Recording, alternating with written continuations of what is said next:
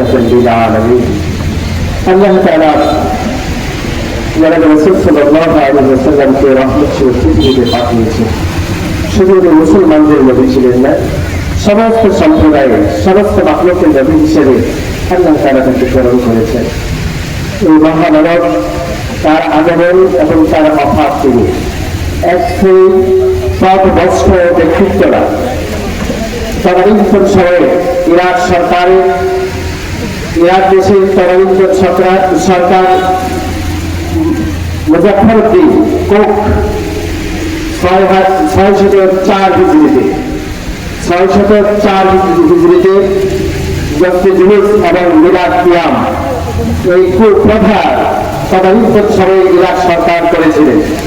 সে বাতিলি ফেকরায় বাতিলি আকিদা যারা পোষণ করে আমার মহানবী সাল্লাল্লাহু আলাইহি ওয়াসাল্লামকে অতিমাত্রায় ভালোবাসার দেখাইতে গিয়ে তারা ধর্মদ্রোহী আচরণ করে যাচ্ছে।